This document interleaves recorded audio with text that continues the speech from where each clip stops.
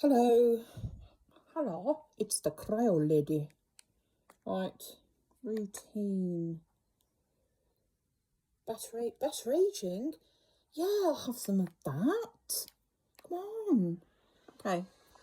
So I talked about going for an interview at Broadmoor Hospital and how traumatic that actually was and what happened. So if you want to find out what happened there, then just go watch the video. And it's called My Traumatic Experience at Broadmoor Hospital. Anyway, so I'd already been offered, from my previous videos, I trained as a psychiatric nurse, and I'd been offered for nurse training a place at Tindall Hospital in Taunton, Somerset. But I decided to go on a few other interviews just to see if the grass was indeed greener on the other side, and I have to say, no, it really wasn't. So I went for an interview at a place called it was called the Tindall Hospital, and it was in Aylesbury in Buckinghamshire. Why I went over to that side of the country, I have no idea. But what I can tell you is it was a long ass coach trip again, because Janice and Floyd, the parental unit, wouldn't help me with a train fare to my interviews. So it's a case of going there and staying overnight because the coach took such a long time. Anyway, I duly turned up. I went into the front entrance. I went to the reception. It's just a big psychiatric hospital, and it was built in the late 19th century, so it was built in 18 something or another, as most of them were. And they were all built out in the countryside, really, just to keep people that had mental illnesses away from society in general, I suppose. Or perhaps it was, because it was all so peaceful as well. And a lot of them would have farms, and they'd people that were staying there, patients, would go and work on the farms there too. Anyway, so the Tindall Hospital, like I say, it was outside of Aylesbury. So I went to reception, explained who I was, and I was pointed in the direction of a nurse's home, told where to go. So I did that, found this nurse's home, which, I mean, it's hard to tell. No, actually, you know what? No, it's not difficult to tell from the outside what the inside is going to be like, because this place looked fairly run down.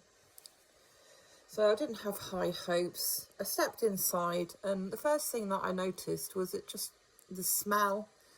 It was smelly. It just smelled like dirty toilets and things like that. So I was wandering around trying to find, because they'd have a hostel warden on in the daytimes. I found this woman who had sort of really frizzy hair. She had a red polo neck jumper on, and she had what looked like tea or coffee stains all down the front of it. I mean, to say that she looked dishevelled was an understatement. She looked a mess, an absolute mess. And I also noticed her hands were heavily stained with nicotine, and her teeth were brown. Anyway, so she got a key and she showed me to this room, and she told me that she'd put some tea and coffee making stuff in there for me in case I wanted to have a drink. So I felt quite grateful for all of that. And off she went. So I just stayed in the room, really, looking out the window. I think I might have brought a book with me, thank God. Or I had a newspaper. No, that was it. I had a newspaper. So I decided to read the newspaper.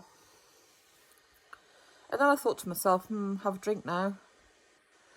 So I got up and went to the tea and coffee making stuff that had been so kindly supplied. Well, the coffee was welded. The coffee was so old, it was welded to the bottom of a jar. I mean, there was no bringing that back. Tea bags were there, that was fine. The sugar was definitely crusty and had bits in it.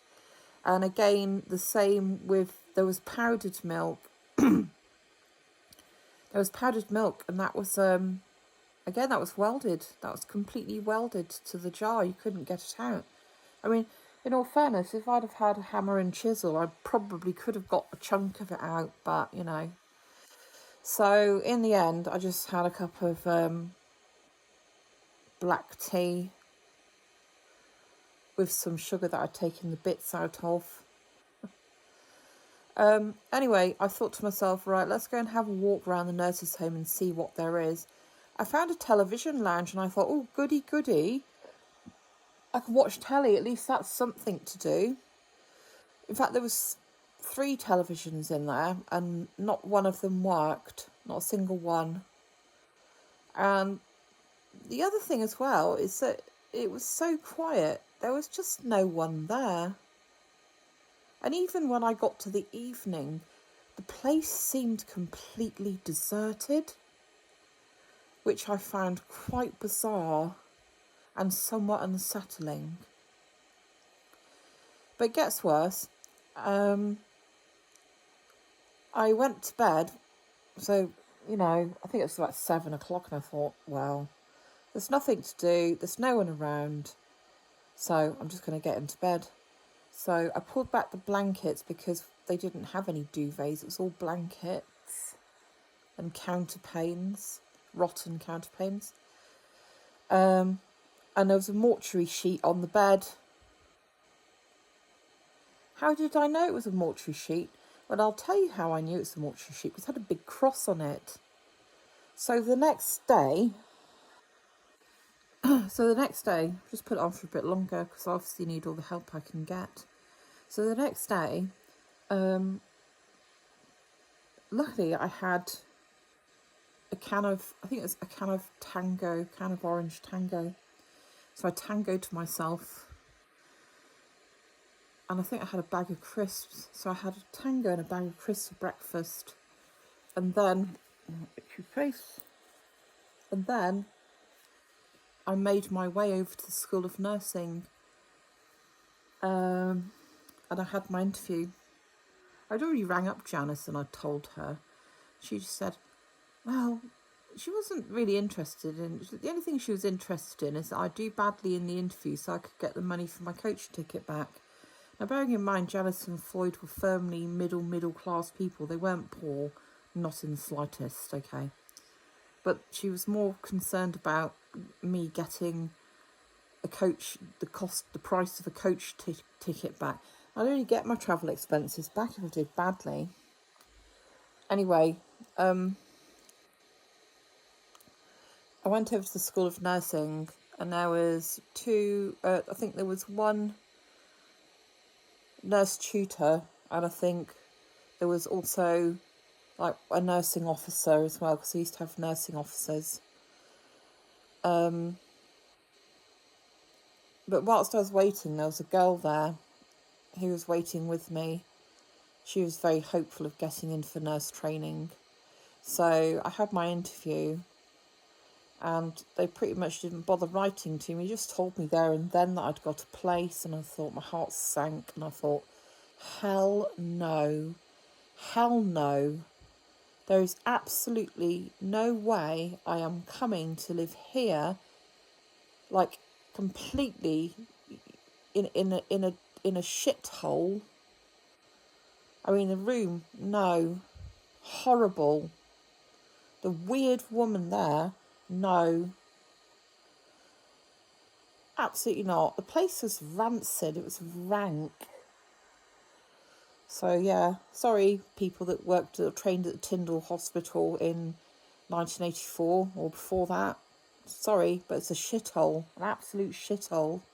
So, you know, I just gathered my things together and I went down to the bus stop and I waited for a bus to come and get me. And I have never, ever, I do not believe I have ever, been back to Buckinghamshire. That's my one and only trip to Buckinghamshire.